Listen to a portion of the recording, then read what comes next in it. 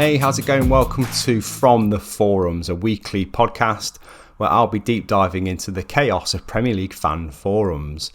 And this week on Game Week 5 in the Premier League, there's plenty to look through. I'll be looking at Aston Villa, Crystal Palace, Nottingham Forest and Leeds, all for very different reasons and all for very different vibes, I think it's fair to say. At this point, make sure you subscribe to the channel just to make sure you don't miss out on who I might look at next week. Right, let's have a look, shall we? Let's start with Aston Villa, who drew 1-1 away at 10-man, newly promoted Sunderland. By all accounts, a disappointing result, I think, for Villa. Let's see if their fans agree. So obviously that means Villa now sit in the relegation zone after 5 games without a win. What will their fans say? Let's have a look at villatalk.com and see how their fans are feeling right now. Okay, let's start with this one. What the fuck, Emery? I've never seen a manager walk off. I mean, that's a fair point. Emery has had a lot of stick, hasn't he, for storming off down the tunnel straight after the game. And it's not a great look, is it, when your team's kind of struggling? I think Villa's fans are kind of expressing that quite a bit on this particular forum. Let's check another comment, shall we? The last 10 minutes is the best we've played this season. Not surprising, as Rodgers wasn't on. He cannot surely start the next game. Okay, Morgan Rodgers is becoming a bit of a divider of opinion amongst Villa fans this season. And the comments, I think, like that one there, kind of show that he's not seen in the same light as he was last season. It's a funny one, this one. Morgan Rodgers is his opinion's kind of been flipped a bit amongst Villa fans, hasn't it? And that comment kind of proves that point. Obviously, it comes at a time when Villa are struggling for goals, so the attacking players are going to be targeted a bit. But that feeling kind of continues throughout the forums, really. Let's check another comment. Embarrassing yet again. Sick of Rodgers starting. Soon as Sancho comes on, he looked like he might do something. Watkins anonymous. Missed that sitter of a header. Awful. Yeah, I mean, the forward player's getting the stick again. Understandably, Villa can't buy a goal at the minute. Interesting to see that Jadon Sancho's cameo, especially as a Man United fan, was received so well by Villa fans. Be interesting to see if he can do anything to that forward line this season. Another comment. Fair result, really. 2 relegation candidates scrapping it out. Not a lot of quality on display for me, the team. Nice to get a goal at least. Well, that Villa fan's looking at the positives, isn't he? But a relegation scrap might be a little bit of a negative, glass half empty there. It's early days, mate. Chill out. Actually, that kind of sarcastic theme continues. First team to come away from the Stadium of Light undefeated in the Premier League this season. Oh, wow. Okay, yeah, definitely clutching a little bit there. I mean, Sunderland did well. Despite being down to 10 men, they fought hard. Villa didn't have an answer, and that's the theme of Villa's season so far, isn't it? They haven't had an answer to the goal scoring question, and they just don't look like scoring many goals right now. Let's keep going with Villa. I'd play anyone up front other than Watkins.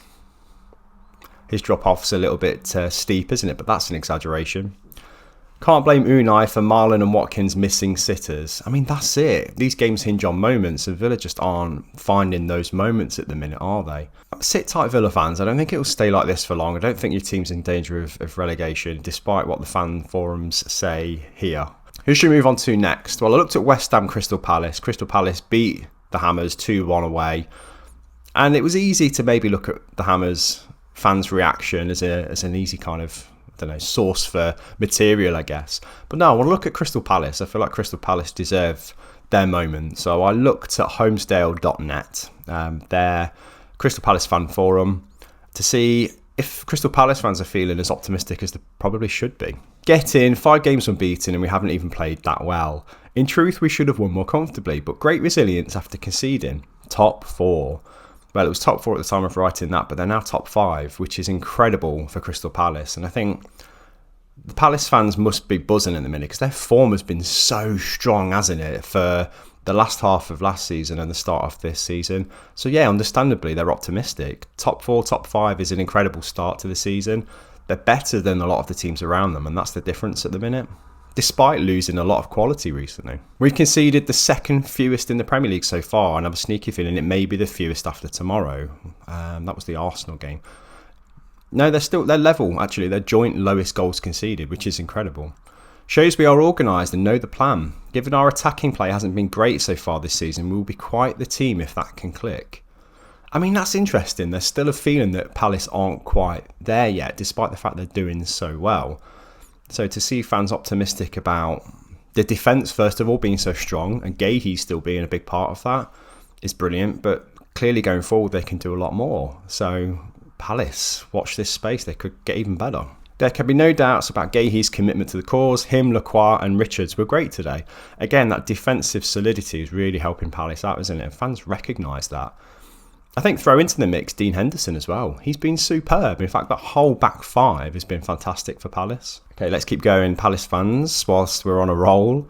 Can we beat Liverpool next Saturday? Can we? Winky face emoji. That's optimism, isn't it? But the Community Shield proved that they can, albeit on penalties. And I honestly think on their day, Palace can beat anyone at the minute. They're riding so high on confidence. And let's face it, if they beat Liverpool, that would really shake things up in the Premier League, wouldn't it?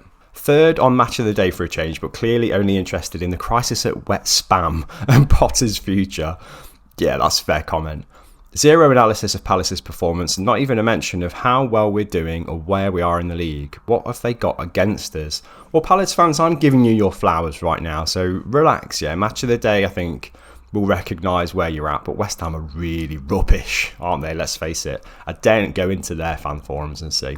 Right, let's move on to Nottingham Forest. I'm really curious to see what fans think about the Ange Postecoglou era, because let's face it, the turnaround from the style under Nuno to what the style is trying to be achieved under Ange is going to be quite an interesting observation, isn't it? Let's see. Under Nuno, I knew what to expect. Under Ange, it's edge of the seat stuff, mostly not in a good way. It will take a few more games for the players, but Ange will get the time. Well, he's got to have the time, hasn't he? They've gambled on bringing him in and sacking a manager who, in Nuno, brought them unprecedented recent success. So, yeah, they kind of got to see it through, haven't they? But, yeah, I agree. It will be edge-of-the-seat stuff. A complete reversal from what we've seen from Nottingham Forest so far. And that's really interesting to see. With the players they've got, can they do it? Ange picked the team that I would have started with. Okay. Would have liked Jesus on a bit earlier. Can't blame him for the goal. And you can see glimpses of what we're trying to do. I think that's a flavour of a lot of the feedback I've seen from Forest fans, is that, to be fair, a lot of them are seeing the vision Ange has, and they can see that potentially there's a very attacking team there, which is a bit of a reversal from the counter that we've seen under Nuno. So yeah, I think he'll be given time by the sounds of it. Okay, let's try another one. Not long back from the game, surprised to see the level of negativity. We were the better side and should have won. Their goal was weak defensive play from Zinchenko, and it's clear he's not a good defender. Okay, so yeah, another comment of a fan that's looked at the forums and seen a lot of negativity about the performance. Which I understand. I get it. It's only 1-1 against the newly promoted team. Like that fan said, Zinchenko isn't amazing, is he? And he's a strange signing. And he is a defensive weak link. So, fair comment, I think, all in all. Excited by Igor Jesus. I think by the end of the season, the 10 million we spent on him will be a bargain. It is another one of those Nottingham Forest absolute steals, isn't it? They've got a real eye for talent. And Igor Jesus looks like an exciting prospect. I reckon it's only a matter of time before we give someone a good pasting. Okay. I've seen enough on Wednesday and again today to be feeling confident. Yeah, I see that as well. I can see with the way Forest are trying to adapt and evolve their attack that maybe potentially somewhere down the line there will be a big result on the back of it, because they are playing very much on the front foot now, and that's only going to lead to something positive eventually. It's just whether they'll be punished in the short term. That's the only thing. Right now, I think it's more important for Ange to not have 0 points.